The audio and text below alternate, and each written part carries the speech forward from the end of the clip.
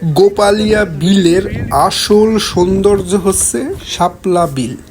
অর্থাৎ আমরা যেই সেকশনে ইন্টার করতেছি এখানে সাধারণত মানুষ তেমন একটা আসা যাওয়া করে না, যার কারণে চারপাশে এত পরিমাণ শাপলা আর শালুক হয়ে রয়েছে যে আপনারা কল্পনাও করতে পারবেন না। আমার ভিডিও ক্যামেরাতে কতটুকু ক্যাপচার করতে পেরেছি আমি জানি না, বাট আপনাদের জন্যই শুধুমাত্র এই ভিডিওগুলো ক্যাপচার করে রেখেছিলাম। মূলত আজকে সেই ভিডিওটা আমি খুঁজে পেয়েছি, আর যেহেতু দেখার সুযোগ করে দিচ্ছি সকলেই অবশ্যই মন দিয়ে প্রথম থেকে শেষ পর্যন্ত দেখবেন।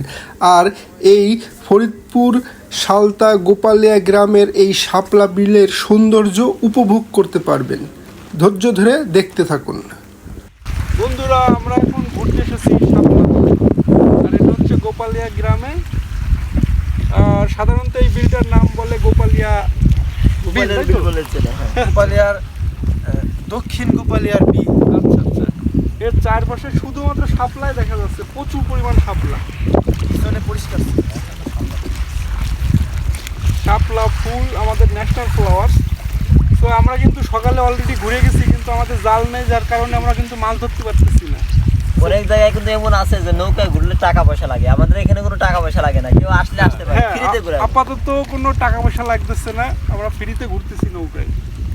সবচেয়ে ভালো গেছিলাম আপনার ঘন্টা প্রতি 50 টাকা করে মাথা। আচ্ছা, আবার স্পেশাল সিস্টেম করা আছে বুঝছেন, যেমন স্বামী স্ত্রী যায় সেই সিস্টেম করা আছে, পর্দার আলাপ করা আছে, অনেকভাবে অনেক সিস্টেম করা আছে, কিন্তু টাকা লাগে। আমাদের এখানে আসলে কোনো টাকা পয়সা লাগবে না। হ্যাঁ, সবচেয়ে ভালো হয় যদি নিজের নৌকা নিয়ে আসতে পারে, তাই তো? দূর থেকে যারা মেহমান আসবে তারা তার নিয়ে আসতে পারবে। পোর্টেবল নৌকা পাওয়া যায়, কিন্তু ওই যে ফু দিয়ে ফুলাই নেয় না, সেগুলো কিন্তু ওই ব্রিফ কেসে ভরে নিয়ে আসে। ওইগুলো কিন্তু এইসব জায়গার জন্য পাম্প দিয়ে পরে হ্যাঁ আবার নিয়ে আসবে পাম্প নিয়ে।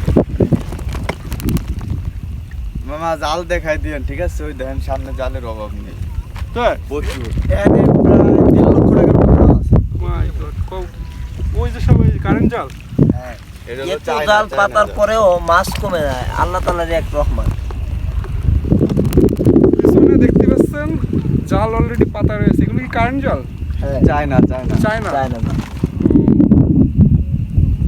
এই জালে মাছ ঢুকলে আর বেরোতে পারে না একবার। শুধু মাছ না, সাপ, কুইচা, তারপরে মানে যে কোনো প্রাণী একবার ঢুকলে আর বেরোতে পারবে না। যাই হোক, আমি কিন্তু আমার ছোট ভাই ব্রাদার বা ভাগ্নেদের সাথে নৌকায় চড়ে এই শাপলা বিলের অপরূপ সৌন্দর্য 2 চোখ দিয়ে উপভোগ করেছি, আর আমার ক্যামেরাতে বন্দি করেছি।